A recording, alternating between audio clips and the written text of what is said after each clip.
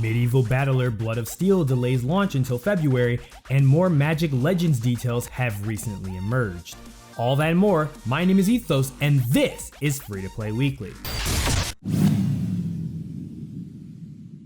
First off in the news this week, so it's a new year, 2020, new decade, and we're back with weekly free game offerings on the EGS. Instead of giving players 1 or 2 free games a week, they're giving away 3 of them.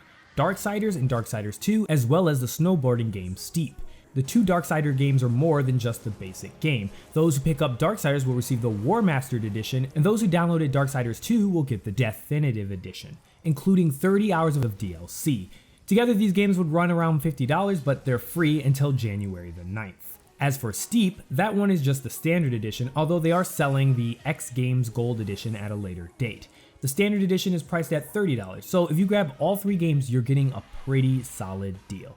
YC Games' Blood of Steel needs a little more time on the training grounds before it's ready to go to war.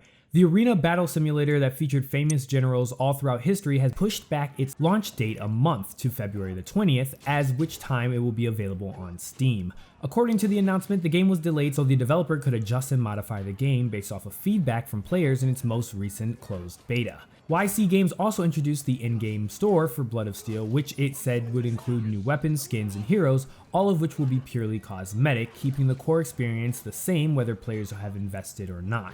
So get ready to suit back up again as Joan of Arc or maybe even Alexander the Great. It sounds pretty dope.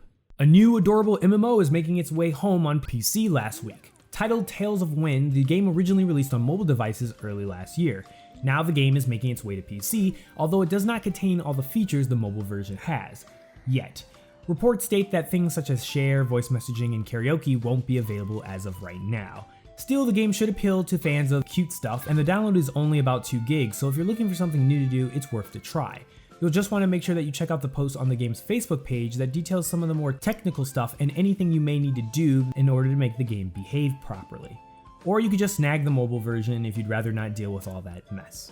Free-to-play gaming revenue dominated other sectors in 2019, according to Superdata's year-in review report released last week. It looks like free-to-play games accounted for over 80% of all digital game revenue in that year, mostly coming from mobile titles, but even free-to-play PC revenue far outstripped its premium and pay-to-play PC counterparts. On the flip side, free-to-play gaming on consoles accounted to just $1.6 billion in revenue compared to the $13.8 billion for premium games. For 2020, Superdata predicts roughly the same revenue for both mobile and free-to-play PC games, but a sharp downturn for free-to-play console games, especially in North America and Europe. As far as individual games went, most of the top sellers were mobile or Eastern titles, though Fortnite was still number 1 for the second year in a row.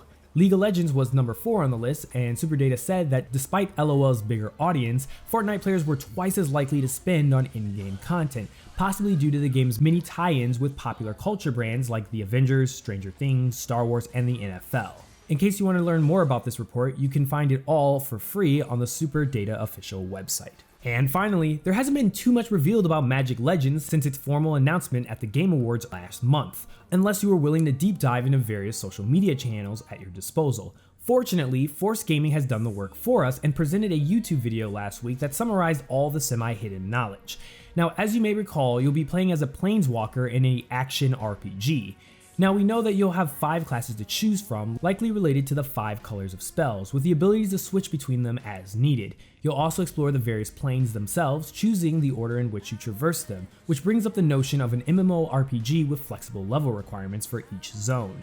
You'll play alone or with a party up to 3, collecting and upgrading spells as you go. Regarding the most basic mechanic of Magic the Gathering, cards and spells, quote-unquote, we will be strategically choosing the spells in our hand because they are drawn as random as you fight. There's still a lot of info yet to come, not the least of which is how monetization will work, not only the question of how Perfect World will operate the cash shop, but the inherent nature of Magic the Gathering and other CCGs, which the video narrator loves but describes as the literal definition of a pay-to-win game. Let's just hope they don't make us squeeze our wallets too tightly. And that moves us to the question of the week. Since Magic Legends still is coming out with more details but learned a little bit about it, let me know in the comment section below if you become a Planeswalker, what color would you choose? Your options are red, blue, green, white, and black. I love a little mixture of black and blue, or a little bit of Grixis if I can mix it all together.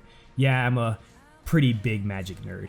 Anyways, let me know what color or mixture of colors you would be in the comments section below. And that's it for this week's Free to Play Weekly. Don't forget to check out mmobomb.com for giveaways and the latest news. My name is Ethos, and I'll catch you guys later. Peace out, everyone.